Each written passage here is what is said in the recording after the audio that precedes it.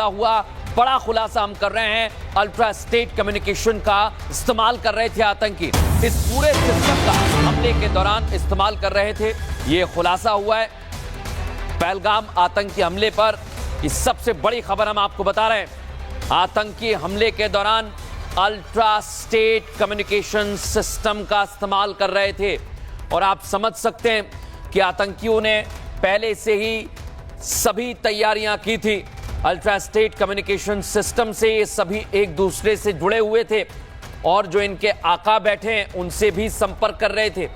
बिना सिम का इस्तेमाल किए आतंकी बातचीत कर रहे थे। आप इसे ऐसे समझ सकते हैं कि उन्हें जानकारी थी कि उन्हें ट्रैक किया जा सकता है और इसी को लेकर आतंकियों ने इसका इस्तेमाल किया ताकि वो बचे रहें। हमारे सहयोगी जतिन इस समय हमारे साथ लाइव जुड़े हुए हैं, सीधे उनका रुख करेंगे। जतिन, आतंकियों को यह डर था कि वो ट्रैक किए जा सकते हैं और इसीलिए उन्होंने कम्युनिकेशन के लिए अलग तरीके अपनाए, अल्ट्रा स्टेट कम्युनिकेशन सिस्टम का इस्तेमाल किया।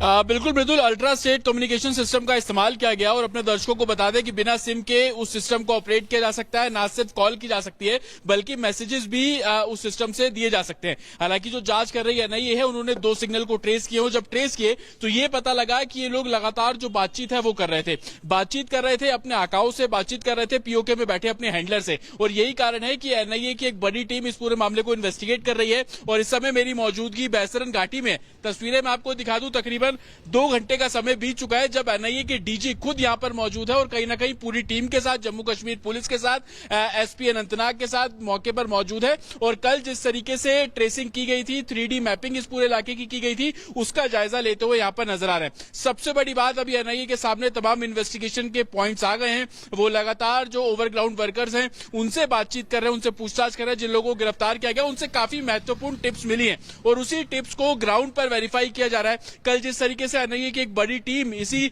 बैसरन घाटी में पहुंची थी, 3D मैपिंग की गई। यह भी जानकारी मिल रही है कि कुछ चश्मदीदों को लेकर एनआईए की टीम कल गई थी और उन चश्मदीदों से बाकायदा पूछा गया कि आपकी लोकेशन क्या थी, आप कहां खड़े थे, आपने आतंकियों की मूवमेंट को किस तरीके से देखा। एनआईए की टीम ने उनसे पूछा कि आपने आतंकी को किस जगह से आते हुए देखा और उनकी मूवमेंट किस तरीके से थी। और यही कारण है कि इन छोटी छोटी डिटेल्स के आधार पर इस पूरी बैसरन घाटी। ठीक है जतिन, आपके पास वापस लौटेंगे, लेकिन इसी बीच अपने दर्शकों को बता दें पहलगाम हमले के पीछे कौन था, किसने रेकी की, किसने रास्ता दिखाया और आतंकी हमले से ठीक 2 दिन पहले आखिर बैसरन घाटी में क्या कुछ हो रहा था, अपने दर्शकों को बताएंगे। अब एनआईए की पूछताछ में जो कुछ सामने आया है वो डराता भी है और चौंकाता भी है। देखिए।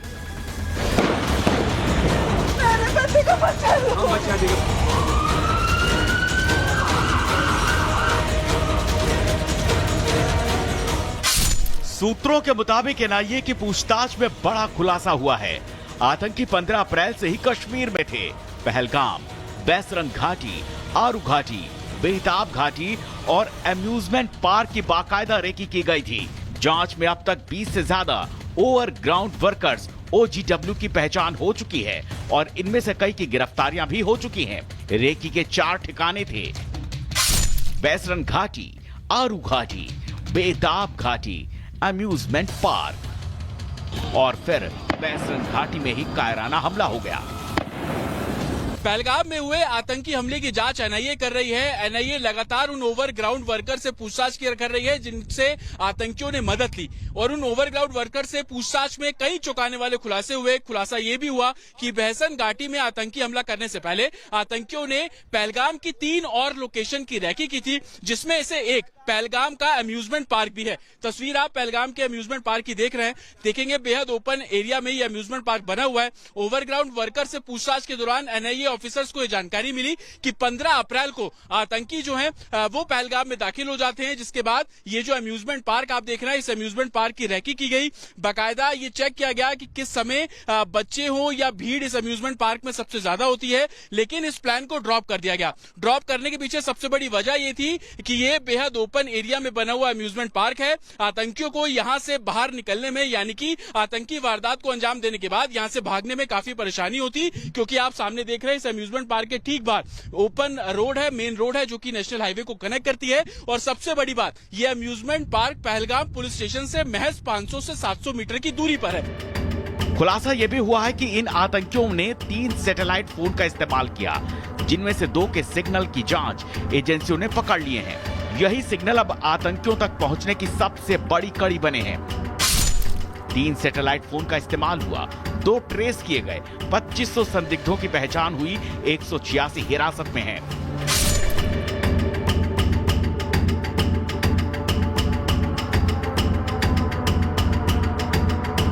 एनआईए की जांच अब एक एक पड़ाव पार कर रही है, जिससे एक एक कर हर बोहरा बेनकाब हो रहा है। आतंकी किस रास्ते आए, किसने रास्ता दिखाया, किसने मदद की, अब हर कड़ी जुड़ रही है।